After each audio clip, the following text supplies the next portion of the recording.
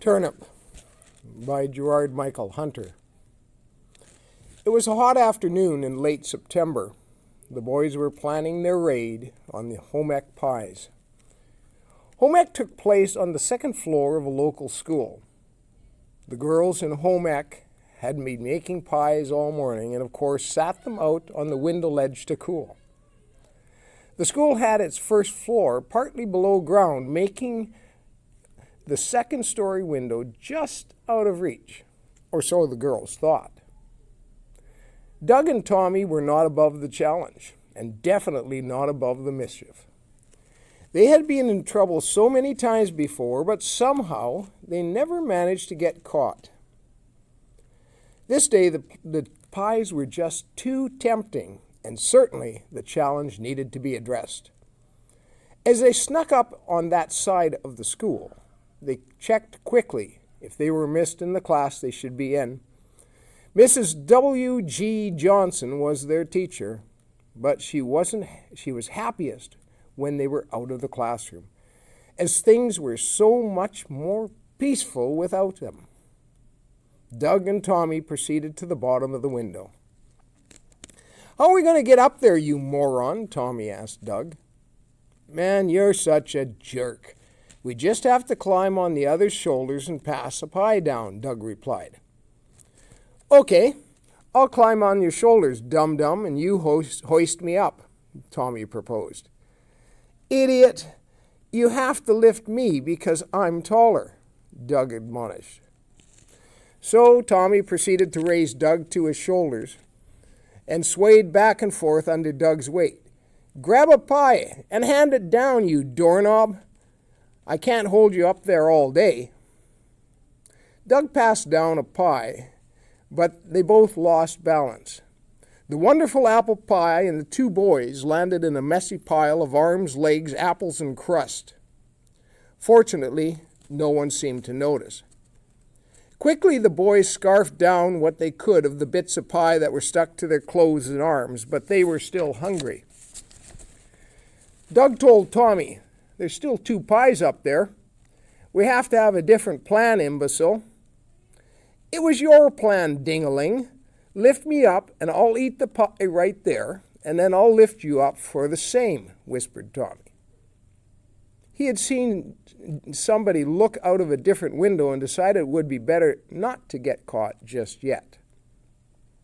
So Doug raised Tommy atop of his shoulders and held on tight. Tommy practically planted his face into the first pie and ate his fill as fast as any garburator could manage. He emerged with apple stuck to his hair, his cheeks, his eyes, and even part way up his nose.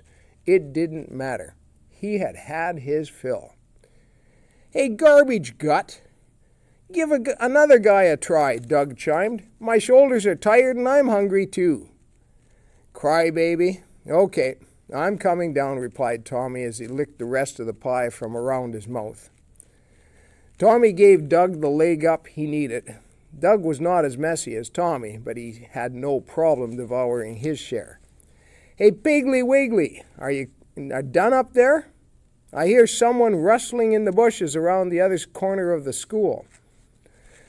Doug jumped down and landed partially into the bushes, scratching his arm. The two of them dived into the bottom of the nearby trees just in time to see Mr. Waldor, the assistant principal, come by. They shouldn't have been worried.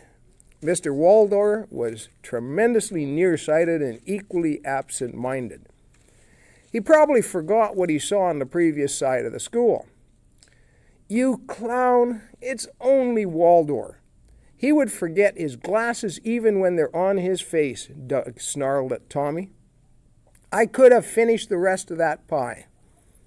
"Anyway, it was a great haul," Doug stated as he heard one of the girls yell to her teacher that someone had eaten the pies.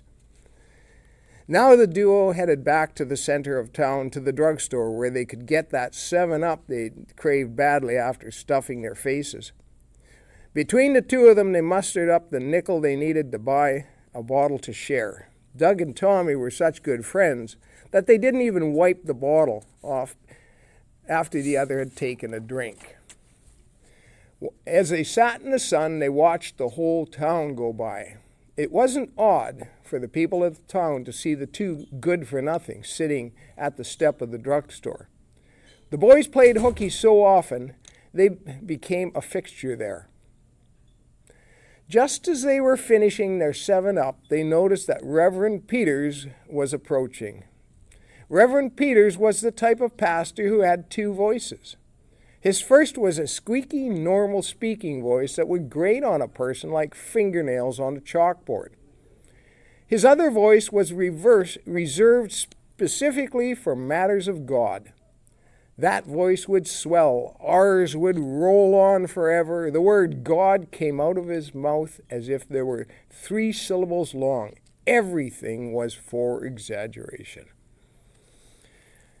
The Reverend had the type of owlish face, round, fully round, with a pointed needle nose stuck onto it. The round owlish glasses completed his cartoon-like look. He was not a bad man, and yes, he did try to serve God, but somehow he always managed to get himself in the way. The Reverend's droning voice would put even the most faithful of elderly women to sleep. He had one other major flaw. All day, every day, he was a preacher. He could not help himself. He wondered why everyone would always duck out on him. Sadly, for Doug and Tommy, they spotted the Reverend too late, and they were already in his sights. "What are you two hooligans up to? Shouldn't you be in school?" the Reverend bellowed as he closed in on them. "No school today, sir," stated Doug as factually as he could. "There's a water leak in our classroom, and the teacher had to let us out early." "I see. And I suppose you two had nothing to do with causing the leak?" "No, sir. I swear to God we did not cause the leak," replied Tommy quickly. Swearing to God about the leak was no problem. After all, there never was a leak. Tommy was irritated, though. It never seemed to matter what they were doing. The Reverend was always on their case, and today was no exception. "If I hear that the two of you had anything to do with that leak, I will bring down the wrath of God on both," said the Reverend boldly. He never doubted that God was on his side and would smite those two in a whim. As the Reverend turned on to carry on his way, Doug said to Tommy, "You know, I've just about had it with the old Reverend. He thinks he has control over this whole town and therefore can bully anyone he likes to. Listen, you donkey, we need a plan to get back at him. Maybe we need a bit of fire and brimstone of our own." "Okay, jackass, what do you have in mind?" Tommy piped back. "Do you still have any of those firecrackers that you got on your birthday last week, you old coot?" Tommy thought for a second. "I sure do. Are we going to stick them in the back pockets of the Reverend, you klutz?" "No, I have a better idea, Brainiac. We're going to hit him with a turnip," stated Doug proudly. "Now I know you've lost your nut, squirrel head. You're going to throw a turnip at him?" Tommy stated with disgust at the stupidity of the idea. "I'll see you on Sunday morning, rump roast. Bring your firecrackers and your dad's drill." Doug smiled. He could hardly contain himself. Sunday morning came, and Tommy brought his firecrackers and his dad's drill. He still didn't quite grasp the plan. Doug showed up with the biggest turnip that he could find and a grin to match. "How many firecrackers have you got, Elmer Fudd?" Doug asked Tommy. "I've got 6, Goofy," replied Tommy. "Then we need 6 holes drilled in all parts of the turnip. And to keep them close to the firecrackers' diameter, today we will be holy rollers, fathead." Now Tommy grasped the plan. He dug around until he found the correct bit size, and they proceeded to drill 6 holes. He and Doug then forced the firecrackers deep into the holes until just the wicks were left out.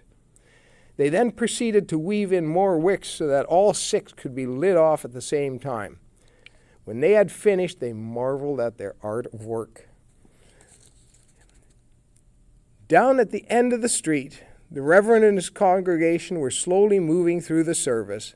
Literally half the congregation was deep in their weekly Sunday morning nap. As Doug and Tommy approached from the front of the church, they had to decide on a plan of attack. "You open the door, moron, and I'll throw it," stated Doug firmly. "It was my idea." Tom quipped back, "Yeah, but you throw like a girl, Olive Oil." Doug hated to admit it, but he knew that Tommy had the better arm, and if that meant the success of the plan, so be it. "Okay, monkey breath, light that Roman candle and I'll get the door," grinned Doug. Tommy lit the fuse and watched it close in on the firecrackers. He yelled out, "Now!" and Doug threw the door open. With a wonderfully spectacular sidearm throw, Tommy sent the turnip flying down the center of the aisle for a perfect strike. The turnip landed at the foot of the pulpit just below the Reverend, and before the Reverend could say, "God!" it blew off with tremendous force. The turnip was flying everywhere, and for the first time during the Reverend's many sermons, his entire congregation was awake. The young boys that had been dragged out by their parents were jumping with excitement. The young girls were covering their ears and their heads. The women of the congregation were praying hard, believing that it was the end times. Some of the men were looking around to figure out what is happening, while others were trying to dive into imaginary trenches to avoid enemy fire. As the chaos was settling down, Doug and Tommy made a clean getaway. It had been hard to run and laugh so hard at the same time, but they succeeded in getting out without being seen. "You're such a goon. You're such a wiener." The two continued to congratulate themselves on the wonderful victory against boredom. The story of the turnip took on a life of its own.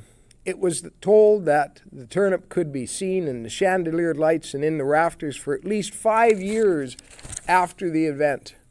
The men talked of how it reminded them of the war. The women still scowl at the story whenever it is brought up. After all, what mother would let her child do such a thing? The young boys and girls went back to sleeping during the Reverend's sermons, and the almighty Reverend never forgot. He knew who had done the deed, and continued to call on the wrath of God, but to no avail. On that day, the Reverend had become a butt of a joke and the target of a turnip.